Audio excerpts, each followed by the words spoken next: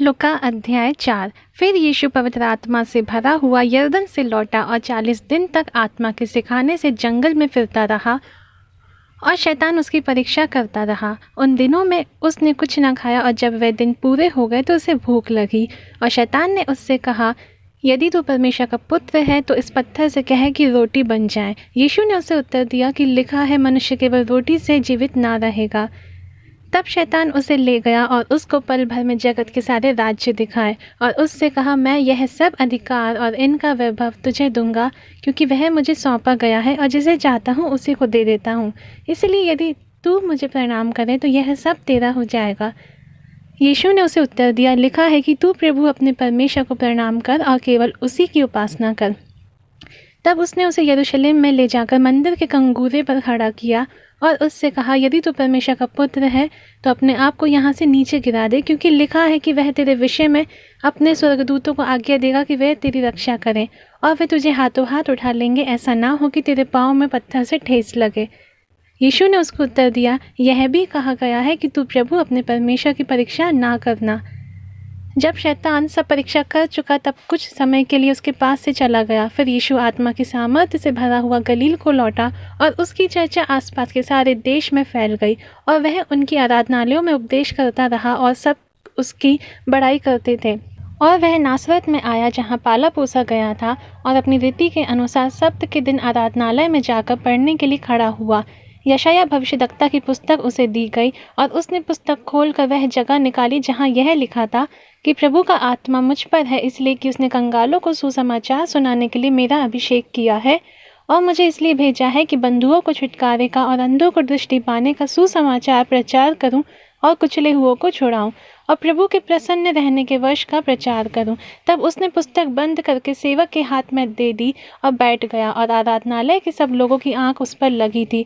तब वह उनसे कहने लगा कि आज ही यह लेख तुम्हारे सामने पूरा हुआ है। और सब ने उसे सराहा और जो अनुग्रह की बातें उसके मुंह से निकलती थी उनसे अचंबा किया और कहने लगे, क्या यह यूसुफ का पुत्र नहीं?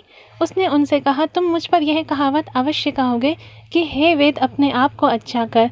जो कुछ हमने सुना है कि कफरनहूम में किया गया है उसे यहाँ अपने देश में भी कर।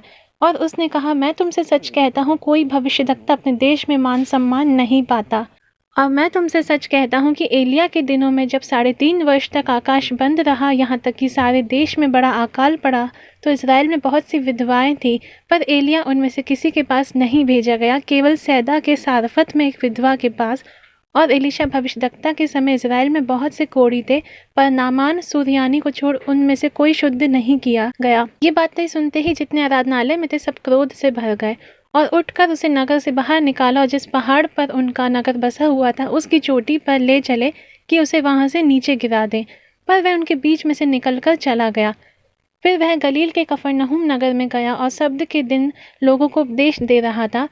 वह उसके उपदेश से चकित हो गए, क्योंकि उसका वचन अधिकार सहित था। आराधनालय में एक मनुष्य था जिसमें अशुद्ध आत्मा थी। वह ऊंचे शब्द से चिल्ला उठा, हे यीशु नासरी, हमें तुझे से क्या काम? क्या तू हमें नाश करने आया है? मैं तुझे जानता हूँ, तू कौन है? तू परमेश्वर का पवित्र जन है। यीशु ने उसे डांट कर कहा, चुप रह और उसमें से निकल जा। तब दुष्ट आत्मा उसे बीच में पटक कर बिना हानि पहुंचाए उसमें से निकल गई। इस पर सबको अचंबा हुआ और वे आपस में बातें करके कहने लगे, यह कैसा वचन है कि वह अधिकार और सामर्थ के साथ अशुद्ध आत्माओं को आज्ञा देता है और वह निकल जाती हैं। सो चारों ओर हर जगह उसकी धूम मच गई। वह आराधनालय में से उठकर शमून के घर में गया और शमून की सास को ज्वर चढ़ा हुआ था और उन्होंने उसके लिए उससे विनती की।